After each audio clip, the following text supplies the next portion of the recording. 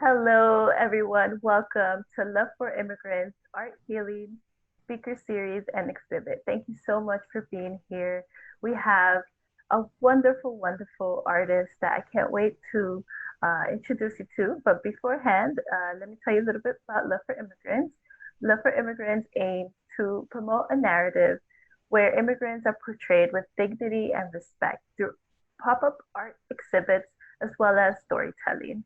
And here we have a Colombian performing artist and visual artist, Salomé Cosmique. She uses art as a powerful way to create healing as well as a powerful way to protest social inequalities or social issues as well as political ones. Uh, she's exhibited work in 3 countries in Colombia, France, and the United States. And here we have the honor of having Salome speak about her experience today. Go ahead, Salome, introduce a little bit about yourself and your artwork. Hi, Maribel. Thank you so much for inviting me to Love for Immigrants. I'm an artist and a visual artist and performer and curator. I'm from Colombia and I recently moved to Philadelphia. This is my 3rd year here in the United States. I'm an artist, and I love to paint, to draw, and I'm a performance artist too. Thank you for sharing. And one of the ways we found out about Salome is through an article that I found called Cuerpos al Vacío. So I really suggest for everyone to check out that article as well as any of her artwork and websites below this video. And we'll start with our first question, which is personal. So, Salome, in our previous conversations and communications, you mentioned having been separated from your husband and family in Puerto Rico for 1 year and a half. So we want to know, how did you surpass this difficult time, and how did art, if at all, help you through the emotions that arise during that year and a half? Um, so firstly, I have to tell you a little bit my story. So I moved to France in 2009 and I met my husband, my Puerto Rico husband there. So when I finished my studies, I moved to Puerto Rico with my tourist visa, and I was there for 4 months. So we decided to get married. We got married with all the process was okay. So after my marriage, we decided to go to Colombia because for me, it was a very important that my husband meet all my family and my roots. So we decided to go to Colombia, and then when I tried to come back to Puerto Rico, I was stopped by the immigrations, and they stopped me for 8 hours because they assumed that my marriage was a fake marriage because of the papers. So I was in a small room for 8 hours and they asked me the same questions every hour. So finally they sent me back to Colombia because I was inadmissible. That means that I didn't have the right visa. So that took me 1 year and a half, all the papers. So in the beginning, I was very sad and very angry because they treat me horrible. They just screaming. They didn't let me to say goodbye to my husband. And I was in shock because you didn't realize that this kind of incident can happen to you. You saw that in the news, but it was my first cruel experience that I had to face. And it was very difficult because I had everything in Puerto Rico, and I also had my dream to finally live with my husband. So in the beginning, I wanted to do anything. I was just upset and depressed. And then I start a project that actually I wait 425 days. So every day I start drawing a diary. So I have two diaries because the first one was 325, no, 65 days. That is the days of the year. So every day I express my feelings and I did a drawing. And that helped me too much because I believe that you need to express yourself or let the thing get out of you, let it out. So it helped me a lot, and I start finding that through art we can heal ourselves. And also I became very activist and I started doing a research about the southern border between Mexico and North America. And I did an art installations that I call American is Wonderland, where I share all the immigration papers that they gave it to me. And even though I print my visa, and I let the people to get in this space and to feel this situation that can happen to everyone. I start reading a lot about the train of death. That is the train that normally the people from Honduras, Nicaragua, El Salvador take to cross Mexico. And it's very risky because there are a lot of rapes. There are a lot of women who has to degrees in men. Can I say that? Disfrazarse? Custom. The right word is guys.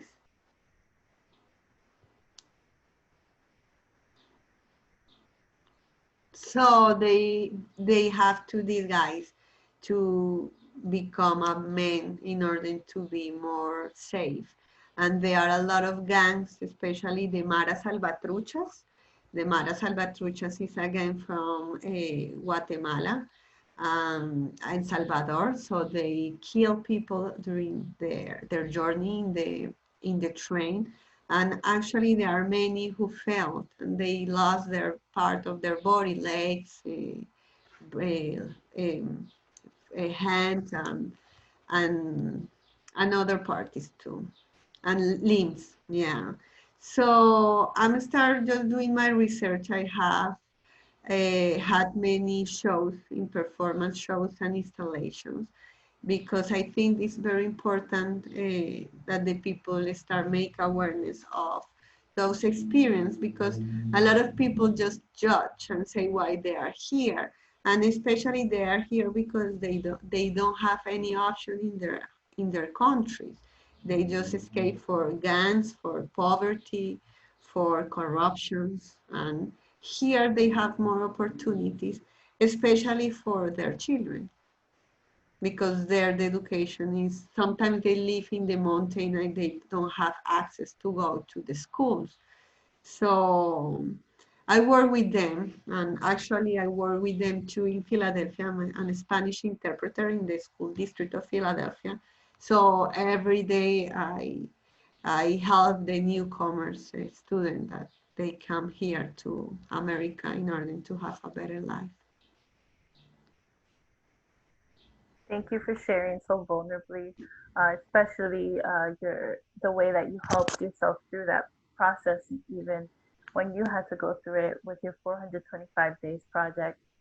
And with that, we'll go to our next question, which is um, remembering that you mentioned living in three different countries and wondering how those three different countries influence your artwork. So for me, every country teach me something. So in France, I had the opportunity to go to the school, and there they are very conceptual education. So I became a conceptual artist, and I started working in installation art. So I start discovering a new language that is more contemporary. So when I moved to Puerto Rico after this experience that I can say that changed my life because I became activist, and I just want to help the immigrants because I know how is the feeling to lost everything because of a paper. Mm.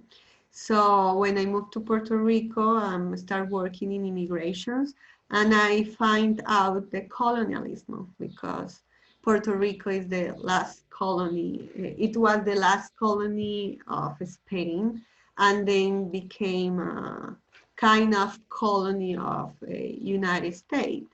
So actually in 1898, there was a war between United States and Spain, the Spanish-American War. So Spain lost the war and they gave Puerto Rico territory to North America. So they haven't been an independent country, but they fight. They fight in the 1920. They start trying to have a kind of revolution, but it was very difficult for them because their leader, Pedro Albizu Campos, he was in prison. The American tortured him with X-rays, and it was very difficult for the Puerto Rican because it's a tiny island to fight against the American. So I became very activist in colonialism and also in a human inequality because in Puerto Rico, the woman has suffered a lot because the Americans test the anti-conceptive pill in the Puerto Rican woman. And also when you get the first child, birth child, they just, uh, I don't know how do you say that is when you cannot have any more babies. So they cut the fallopian tube in order to stop the procreations, and the woman didn't know about that. Here in America, I face the DCM bodies and all their fight, and I start working with the LGBTI community, and I create a project, DCM bodies, where I support them in order to accept the DCM bodies, because for me, being a woman is not that you are a woman because you have a biological body. You can be a woman if you were born in a man body, but your mind is female.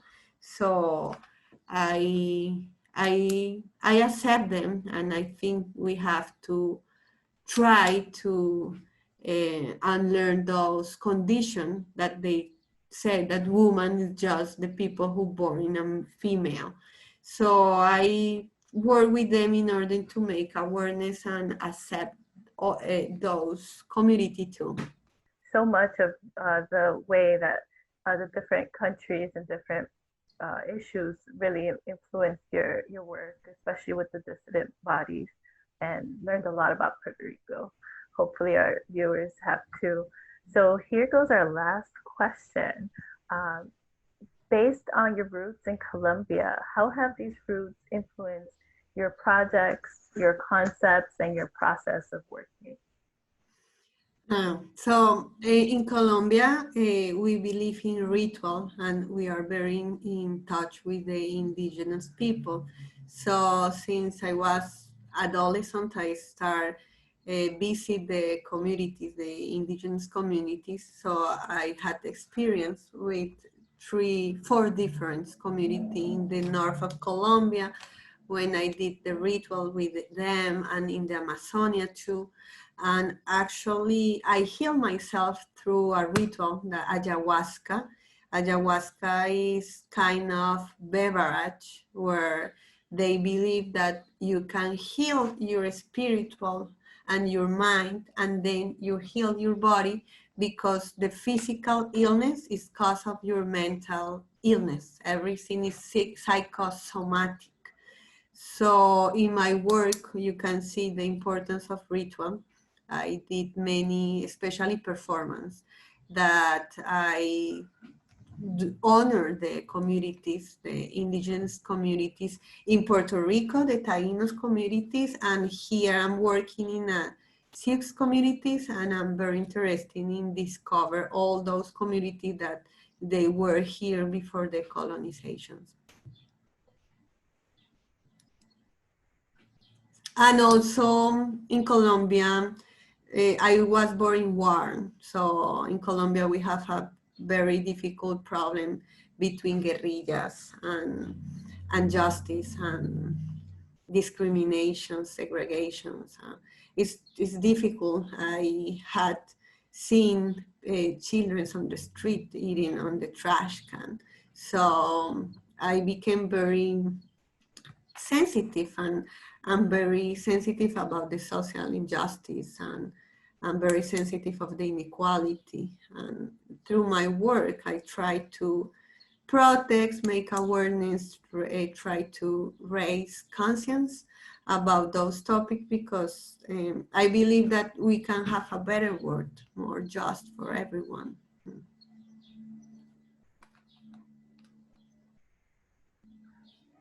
On that inspiring note, we will leave it here. So beautiful to hear about the rituals in your work.